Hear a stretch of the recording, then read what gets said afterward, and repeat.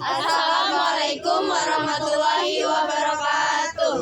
Halo semuanya, perkenalkan kami dari kelompok 3 Kloter 3 yang beranggotakan Saya Raditya Suratmaja. saya Dina Amalia Suhendi, Saya Dona Aini Wiyati. saya Miftol Hasanah, Saya Putri Nurul Aisyah. Saya Leza Paula Juriatina. Dan saya Laila Amalia Susanti.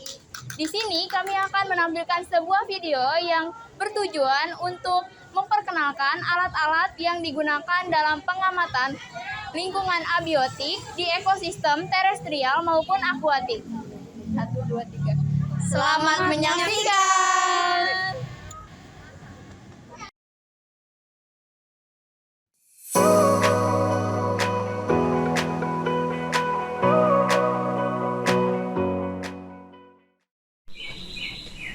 Soil tester adalah alat yang digunakan dalam bidang ilmu ekologi. Menurut Andika dan kawan-kawan tahun 2020, soil tester adalah alat yang berfungsi untuk mengukur suhu dan pH tanah. Adapun cara penggunaan soil tester yang pertama, tekan tombol on yang terdapat pada alat soil tester, kemudian atur posisi saklar yang terdapat pada bagian belakang alat. Jika kita mau mengukur suhu, maka geser saklar ke bagian yang menunjukkan derajat Celcius ataupun suhu. Dan jika kita mau mengukur pH tanah, maka geser saklar ke bagian yang menunjukkan pH. Perlu diperhatikan, sebelum kita menancapkan soil tester ke tanah, pastikan batang probe dalam keadaan bersih dan buka tutup atau pelindung bagian probe tersebut. Nah, kemudian kita mengukur tanah yang dalam keadaan kering dan keras, maka gemburkan terlebih dahulu tanah tersebut dengan menggunakan cangkul atau alat lainnya. Akan tetapi, dalam menggemburkan tanah tersebut jangan menggunakan air, karena hal tersebut akan mempengaruhi pH. Nah, ketika pengukuran, pastikan sensor alat soil tester terkubur seluruhnya, agar pengukuran dapat berhasil. Nah, kemudian, langkah terakhir yaitu jika kita telah selesai menggunakan alat tersebut, bersihkan alat dengan menggunakan aquades dan dilap menggunakan kain ataupun tisu. Nah, itu merupakan beberapa cara dalam menggunakan soil tester yang merupakan alat pengukur suhu dan pH tanah.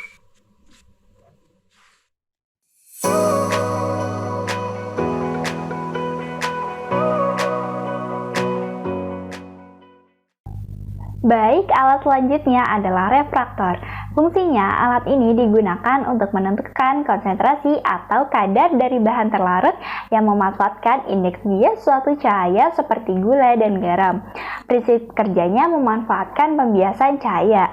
Jika sampel menggunakan larutan konsentrasi rendah, maka yang terjadi sudut refraksi akan lebar dikarenakan perbedaan refraksi prisma dan sampel lebar.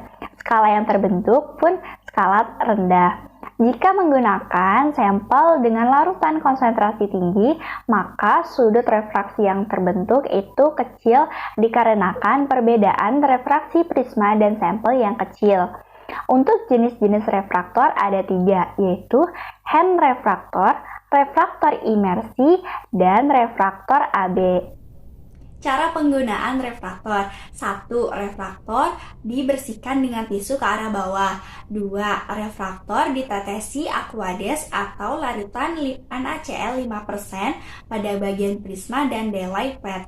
Yang ketiga, refraktor dibersihkan kembali dari sisa aquades atau larutan NaCl 5%. Yang keempat, cairan sampel diteteskan pada bagian prisma sebanyak 1-3 tetes. Yang kelima, perhatikan skalanya apakah bercahaya atau tidak dan tentukan skalanya. Yang keenam, kaca dan prisma dibilas dengan aquades atau larutan NaCl 5%, kemudian dilap menggunakan tisu sampai kering. Dan yang terakhir, simpan refraktor pada tempat yang kering. Untuk cara perawatannya, refraktor dibersihkan sampai kering dan kalibrasi dengan aquades sampai batas biru putih yang menunjukkan skala 0.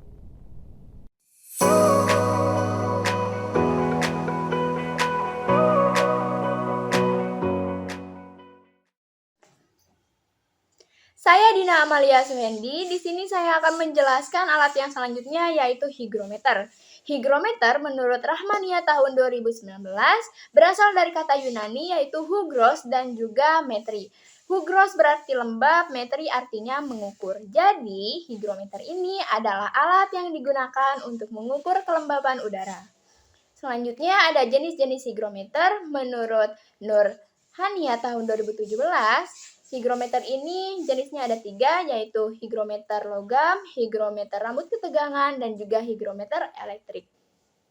Cara penggunaan dari higrometer ini menurut Sari tahun 2019 yaitu dengan meletakkan higrometer ke titik yang ingin diukur kelembapannya. Selanjutnya, jarum pada higrometer akan menunjukkan angka yang merupakan kelembapan dari titik tersebut.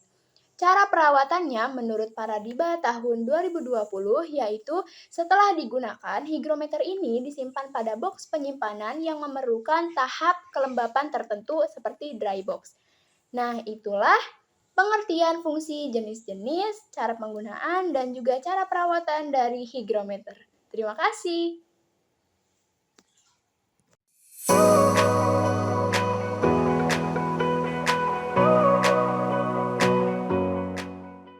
Selanjutnya itu ada alat bernama neraca analitik. Nah, alat neraca analitik ini merupakan jenis neraca yang digunakan untuk mengukur massa kecil. Neraca analitik ini biasa digunakan untuk mengukur massa kecil dalam rentang submiligram. Nah, fungsinya yaitu untuk mengukur massa untuk suatu zat, baik zat cair maupun juga zat padat. Nah, neraca ini bertujuan untuk mendapatkan nilai besaran fisis massa. Selanjutnya ada cara penggunaan dari neraca analitik. Yang pertama, letakkan piringan di atas neraca analitik. Nah, selanjutnya tekan tombol tar untuk melihat angka 0. Nah, setelah udah terlihat angka 0 itu baru bisa digunakan. Setelah itu, buka salah satu kaca pada neraca analitik. Selanjutnya, letakkan zat zat yang akan diukur massanya pada di atas piringan. Ada cara perawatan alat neraca analitik. Nah, alat neraca analitik ini baiknya diletakkan di ruang tersendiri yang terhindar dari kebisingan dan ruangan ber-AC. Karena tidak baik diletakkan di ruangan ber-AC secara langsung dan juga tidak baik diletakkan tersorot sinar matahari secara langsung. Baiknya alat neraca analitik ini diletakkan di di atas meja yang kokoh, dan baiknya neraca analitik ini dibersihkan menggunakan tisu supaya tidak ada zat kimia yang tersisa atau menempel.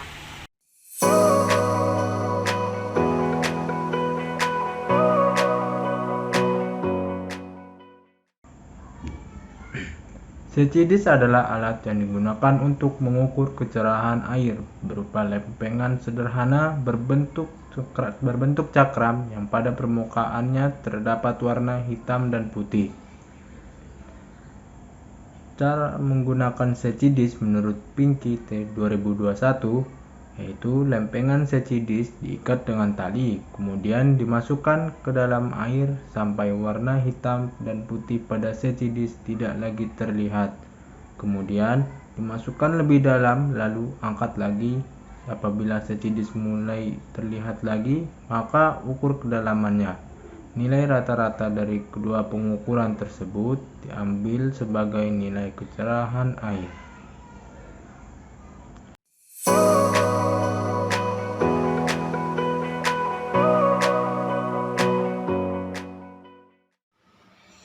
Baik, selanjutnya adalah kertas lakmus. Menurut Aulia 2020, kertas lakmus adalah kertas yang diberikan senyawa kimia sehingga mengalami perubahan warna jika dimasukkan ke dalam larutan yang bersifat asam maupun basa. Warnanya akan berubah sesuai dengan sifat larutannya. Yang pertama, kertas lakmus biru, jika dimasukkan ke dalam larutan yang bersifat basa, maka warnanya tidak akan berubah. Sedangkan jika dimasukkan ke dalam larutan yang bersifat asam, maka warnanya akan berubah menjadi warna merah. Yang kedua, kertas lakmus merah jika dimasukkan ke dalam larutan yang bersifat asam, maka warnanya akan tetap merah. Jika dimasukkan ke dalam larutan yang bersifat basa, maka warnanya akan berubah menjadi warna biru. Yang ketiga, jika kertas lakmus merah dan biru dimasukkan ke dalam cairan bersifat netral, maka warnanya tidak akan berubah.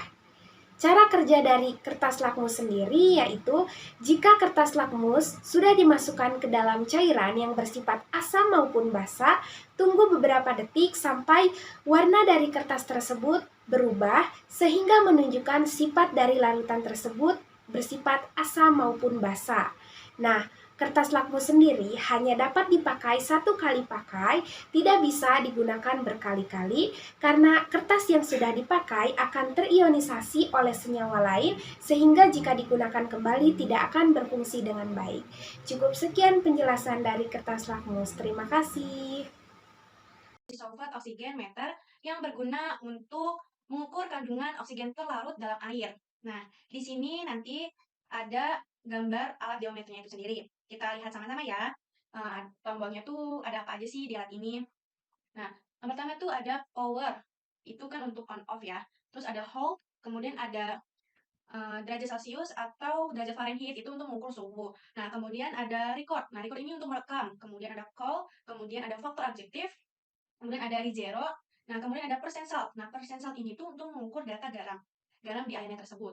Nah, kemudian ada kal. Nah, kal ini itu sebagai tombol kalibrasinya. Kemudian ada mt untuk mengukur data ketinggian air tersebut itu. Nah, kemudian ada di sini kan paling ujung kanan nih, ada miligram per liter. Nah, itu untuk mengukur si DO-nya dalam perairan. Nah, kemudian ada oksigen, yaitu untuk mengukur oksigen di udara bebas. Nah, bisa dilihat ya, di gambar itu seperti ada gagang hitam. Nah, gagang hitam ini dia tuh sebagai probe sensornya. Probe sensor yang dimana dalam kotak alat ini tuh terdapat dua probe seperti tabung kecil yang itu warna merah dan warna hitam. Nah, warna hitam ini nanti akan diisi dengan larutan elektrolit yang akan dihubungkan ke si probe gagang ini, probe sensor ini. Nah, selanjutnya kita gimana sih cara menggunakan dari deometer ini? Nah, pertama kita coba ukur oksigen di udara bebas ya. Nah, pertama-tama kita pencet power, pencet on, oke? Lalu di tombol tadi paling ujung kanan itu yang ada dua ya, kan itu awalnya di bagian miligram per liter, kita geser ya, kita geser ke oksigen. Kemudian kita pencet re-zero. Setelah kita pencet re-zero, kita connectingin si kabel probe sensor tadi yang gagang hitam ini ke alatnya. Oke? Kita tunggu di layar tuh. Di layar itu harus menunjukkan 20,9 atau mendekati setelah 5 menit kita tunggu. Oke, setelah 5 menit kita tunggu dan sudah menunjukkan 20,9, itu kita langsung pencet kal atau tombol kalibrasi. Setelah kita pencet tombol kalibrasi, kita catat tuh angkanya. Catat langsung kita yang tadinya di tombol oksigen kita geser lagi ke miligram per liter. Oke? Nah, di sini ya. Udah kelihatan karena mantul cahaya. Kita bisa lihat di gambar ini sama-sama. Lalu setelah itu kita mau ukur deometernya nih, deometer dalam air, dalam sampel air. Nah, karena kita udah geser ke miligram per liter, kita data juga si garamnya. Oke, kita pencet percent salt. Nah, kita pencet percent salt, lalu kita pencet faktor adjektif. Faktor adjektif itu kita bisa misalkan angkanya 15 mili. Lalu kita pencet lagi percent saltnya. Kemudian kita pencet MT-nya itu sebagai mengukur data ketinggian juga. Terus langsung kita pencet faktor adjektifnya juga dengan angka misalkan 1000 meter di atas permukaan laut. Lalu kita pencet setting ketinggian lagi MT-nya. Kemudian setelah itu si probe-nya ini, probe si gagang hitamnya nih ya. Lalu kita celupkan, kita rendam ke dalam sampel air yang dimana sensor suhu yang di samping bawah itu dan sensor DO yang paling ujung di atas itu harus benar-benar terendam di dalam air. Oke? Setelah itu kita tunggu selama 5 menit. Pokoknya tunggu selama 5 menit itu harus stabil. Oke? Nah, dalam 5 menit itu kita bisa atur suhunya itu bisa derajat Celcius ataupun derajat Fahrenheit. Nah, setelah udah stabil nih selama 5 menit, kita pencet hold. Nah, kita pencet hold, kita catat angkanya. Kemudian setelah dicatat angkanya, kita udah selesai karena angkanya udah dapat, kita pencet off ya, kita pencet off.